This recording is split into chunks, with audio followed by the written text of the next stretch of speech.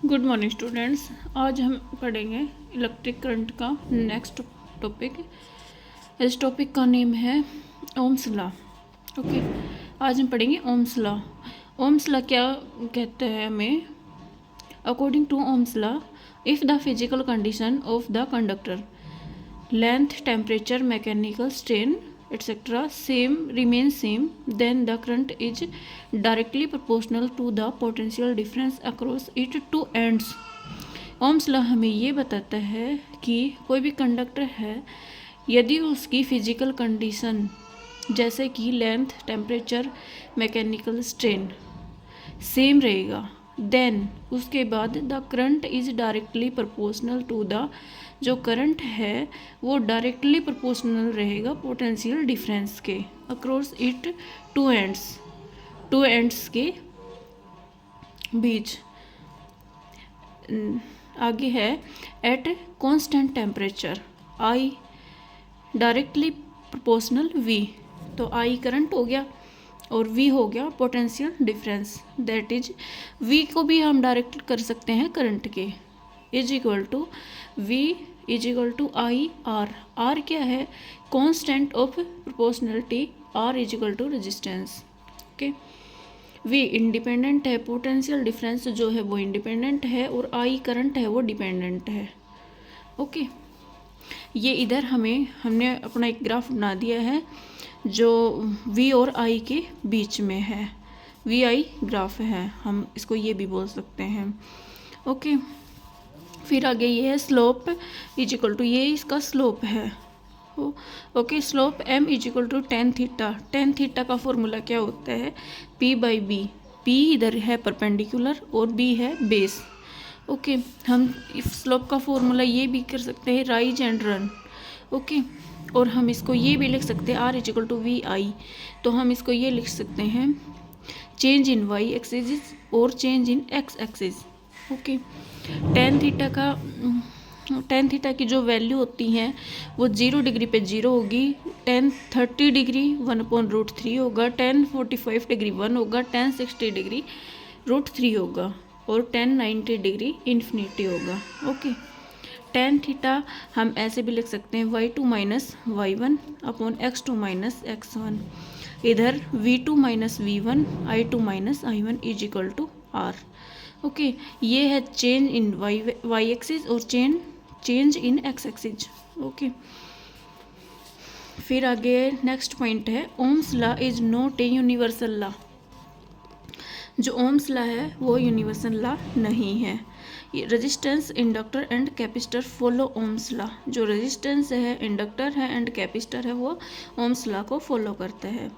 Okay, next point है some other non ohmic graph.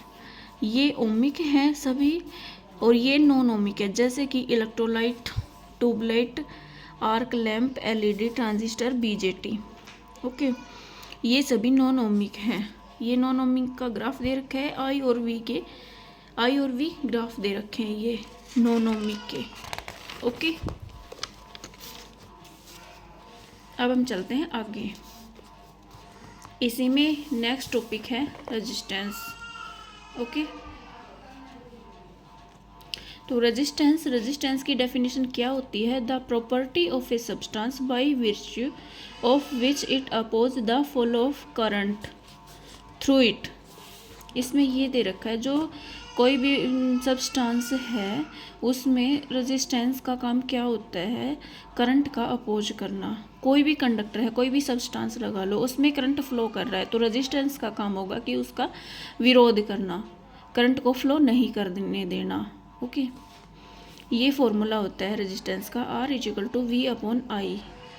Okay, ये SI unit होती है वोल्ट अपॉन एम्पियर, इसको हम ओम भी लिख सकते हैं। ओके, ये डायमेंशन फॉर्मूला होता है इसका, R is equal to V upon I, ये फॉर्मूला होता है VW upon QI। Okay, V होता है पोटेंशियल डिफरेंस है ना, इसका फॉर्मूला दे रखा है ये ML2T-2 वर्क है, ये वर्क का फॉर्मूला, डायमेंशन फॉर्मूला ये होता है, और जो ये है Q चार्ज का AT होता है और I करंट। ए होता है इसका, okay.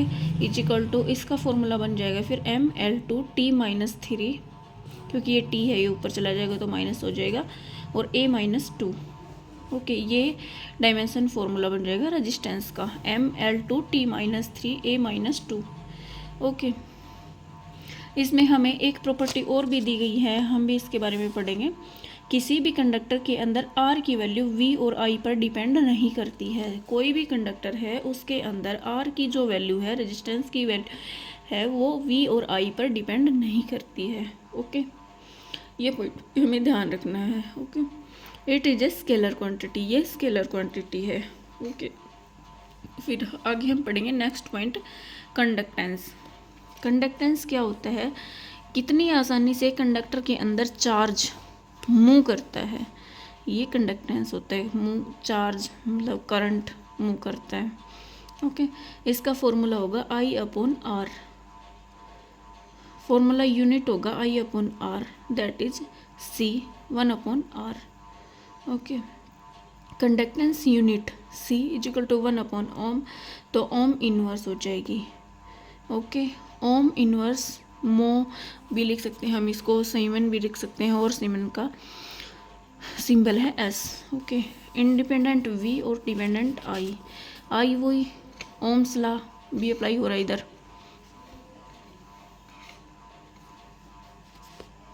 I directly proportional V, I = यहाँ कॉन्स्टेंट प्रोपोर्शनैलिटी C कर दिया, ओके। I/R, V = IR, यहाँ भी वही फॉर्मूला हो रहा है, ये इसका स्लोप बन जाएगा IV = 1/RV, ओके।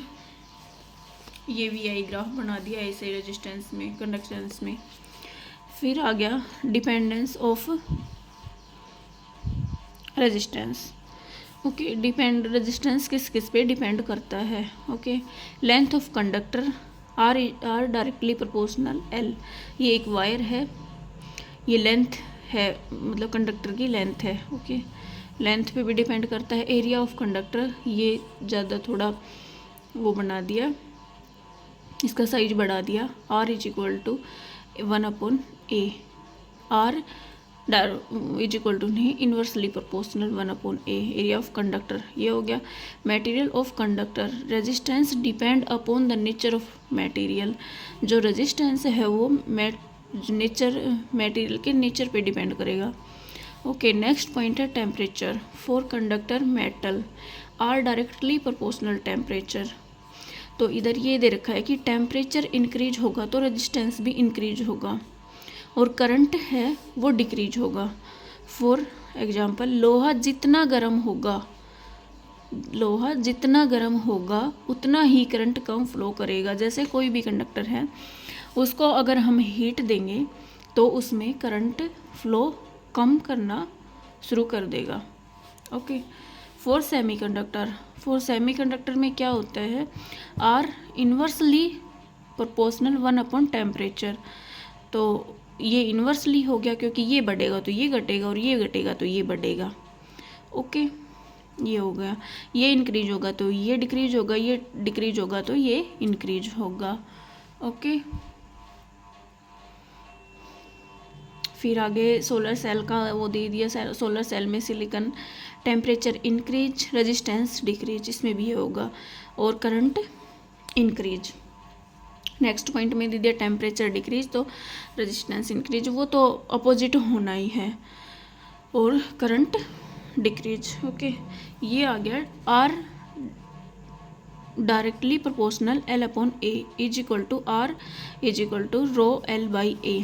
तो ये हो गया कांस्टेंट, जो रो है वो constant of proportionality, resistivity of material, okay. Definition of resistivity, जो रेजिस्टिविटी है उसकी डेफिनेशन हम किस में, जैसे ये फॉर्मूला से शेप में लिख दिया, और ये मोस्ट इम्पोर्टेंट है। तो रो 1 मीटर ले ली हमने, नहीं सॉरी, लेंथ 1 मीटर ले ली, और एरिया 1 ले लिया। तो हम इसमें पुट करेंगे इस फॉर्मूले में, रेजिस्टिविटी के में, रेजिस्टेंस की में, तो रेजिस्टिविटी क्या आएगी,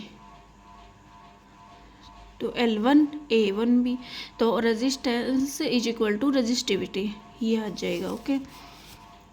नेक्स्ट पॉइंट है रजिस्टिविटी, लेंथ एंड एरिया पर डिपेंड नहीं करती। जो रजिस्टिविटी है वो लेंथ और एरिया पर डिपेंड नहीं करती है। द नेक्स्ट पॉइंट है the resistance of human body in normal condition is 1000। जो रेजिस्टेंस है वो ह्यूमन बॉडी नॉर्मल कंडीशन पे 1000 होता है, 1000 ओम। इधर ये 1000 ओम आएगा। Okay. When the body is dry, its resistance is, जब बॉडी सूखी होती है तो रेजिस्टेंस 5000 से 10,000 ओम के बीच में होता है। ओके, ये है मिनिमम। नेक्स्ट पॉइंट है इसका minimum order of resistance. Okay, तो एजी सिल्वर, कॉपर, एल्यूमिनियम और आयरन। तो सबसे ज़्यादा रेजिस्टेंस होता है सिल्वर का, उसके बाद कॉपर का, फिर एल्यूमिनियम का, फिर आयरन का। ओके, अब हम पढ़ेंगे नेक्स्ट पॉइंट। नेक्स्ट पॉइंट में क्या दे रखा है, effect of light. Effect of light, when light falls on selenium the resistance decrease and it behave like a conductor. जब लाइट फॉल करेंगे हम सेलेनियम पर तो रेजिस्टेंस डिक्रीज होगा and it behave like a conductor, ये conductor की तरह behave करेगा। Okay, effect of magnetic field, magnetic field का इफेक्ट क्या होगा, तो the resistance of some substance like bismuth increase when it is taken in magnetic field. Resistance है वो कुछ सब्सटेंस, रेजिस्टेंस में कुछ सब्सटेंस लाइक बिस्मथ, जैसे कि बिस्मथ इंक्रीज होगा when it is taken in magnetic field, तब उसके पास मैग्नेटिक फील्ड होगा। ओके, इसका ये इफेक्ट ऑफ मैग्नेटिक फील्ड ये है। Resistance and temperature relation. अब हम पढ़ेंगे नेक्स्ट पॉइंट। ओके, इधर दे रखा है रेजिस्टेंस एंड टेम्परेचर का रिलेशन। हम फॉर मेटेलिक कंडक्टर के लिए देखेंगे T1 temperature, R1 resistance, T2 temperature, R2 resistance. दो टेम्परेचर दिए गए हैं और दो ही रेजिस्टेंस दिए गए हैं, तो R2 minus R1 upon R1 directly proportional del T. तो change in resistance del R, original resistance R1 directly proportional change in temperature, del T को चेंज इन टेम्परेचर बताया गया है इधर, और R2 माइनस R1 को चेंज इन रेजिस्टेंस बताया गया है। ओके, तो फिर हम इसको डेल आर भी लिख सकते हैं upon R1 directly proportional del T. Del T है T2 minus T1। Okay, del R upon R1 is equal to del directly proportional del T.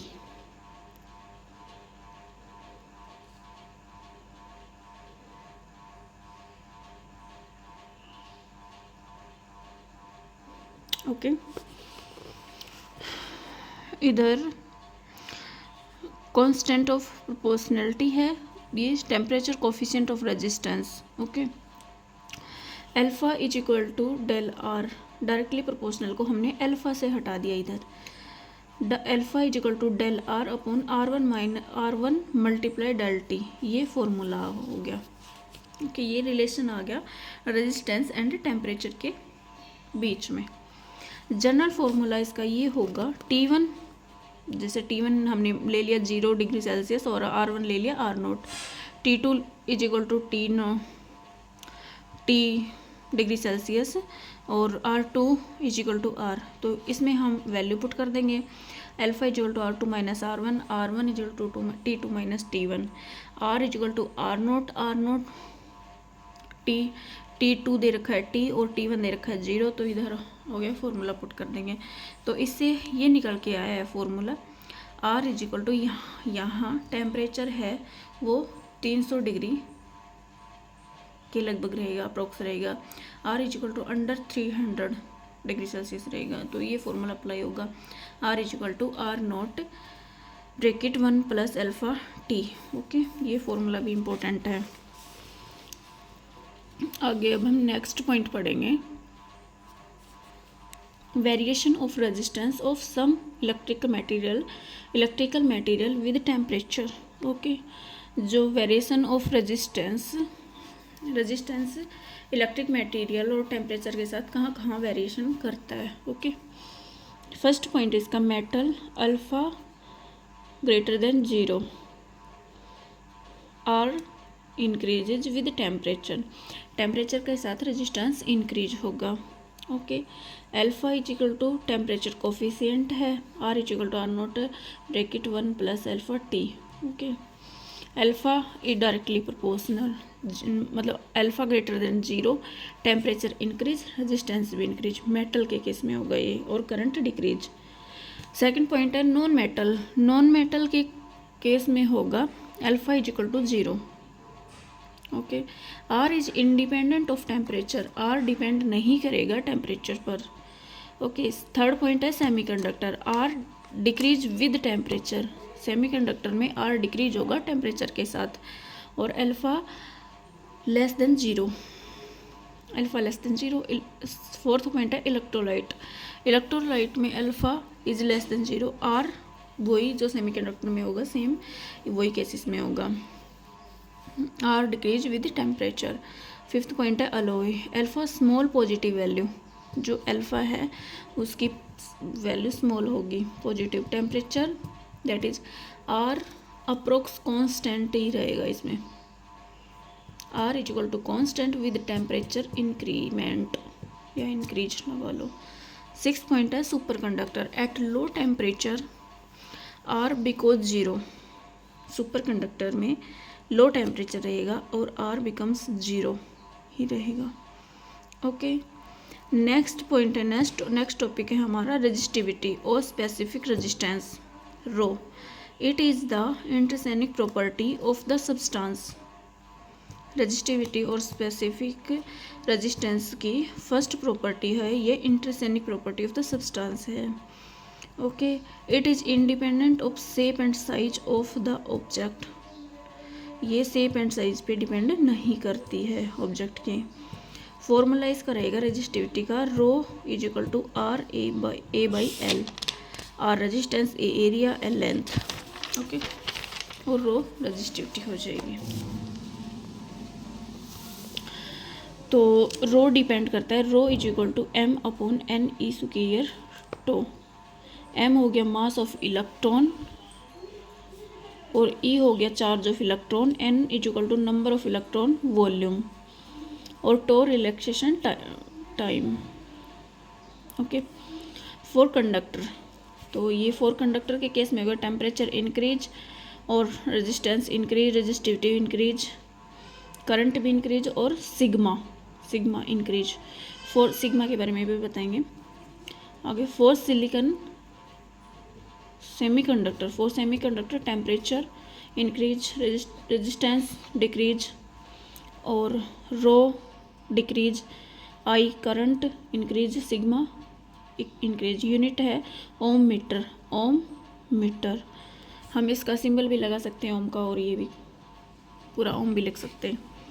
Dimension formula होगा इसका ML3 T-3 A-2। ओके, ये resistivity का formula होगा, dimension formula. Okay, conductivity आगे हम पढ़ेंगे। Conductivity 1 upon resistivity, sigma is equal to 1 upon rho, ऊपर हमने सिग्मा दे रखा है तो सिग्मा क्या होता है 1 upon rho, sigma is equal to 1 upon rho is equal to L upon R A, क्योंकि सिग्मा होता है नहीं रो होता है आर ए अपॉन एल, तो अपॉन में ले आएंगे 1 अपॉन रो लिखेंगे तो L अपॉन आर ए हो जाएगा। ये इक्वेशन नंबर 1 होगी। Sigma is equal to 1 upon rho is equal to N E square tau by M, ये ऊपर दे रखा था। इक्वेशन नंबर 2 होगी सब्सटेंस, सिग्मा इंक्रीज होगा गुड कंडक्टर में, सिग्मा डिक्रीज होगा पुअर कंडक्टर में। Okay, unit of conductivity 1 upon ohm metre, तो ये ऊपर जाके इन्वर्स में हो जाएंगे दोनों, ohm inverse, metre inverse, mho inverse, M inverse और साइमन मीटर इन्वर्स। ओके, आगे हम पढ़ेंगे resistivity of some electrical material.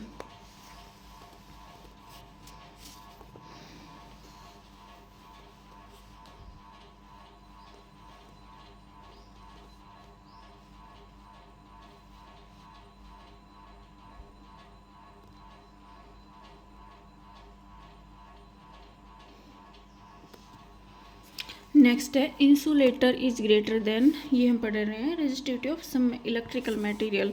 जो रेजिस्टिविटी है वो कुछ इलेक्ट्रिकल मटेरियल में होती है। Insulator greater than alloy, greater than semiconductor, greater than conductor. Okay, resistivity होती है insulator greater than alloy, greater than semiconductor, greater than conductor. और जो सिग्मा होता है, जो कंडक्टिविटी होती है सिग्मा 1/ρ, वो होती है opposite. Insulator less than alloy, alloy less than semiconductor, less than conductor, ये इससे अपोजिट होती है। Okay, silver minimum 1.6 × 10⁻⁻18 ohm metre, fuse quartz maximum 10⁻16 ohm metre. Resistivity increase with impurity and mechanical strain, resistivity increase होगी जो impurity और mechanical strain के साथ है। Magnetic field increase the resistivity of all metal except iron, cobalt and nickel. Okay, magnetic field increase होगा resistivity of all metal, resistivity के साथ और ऑल मेटल के साथ एक्सेप्ट आयरन, कोबाल्ट एंड निकल, इन तीनों को छोड़ के। Okay, resistivity of certain substance like selenium, cadmium, sulfide and inversely proportional to intensity of light falling upon them। Okay, ये आज का टॉपिक हमारा इतना ही रहेगा। ओके, कोई भी गलती हो इसमें बताइए, और कंटेंट और भी अच्छा चाहिए वो भी कमेंट करके बताइए। Thanks, like share and subscribe. Thank you students.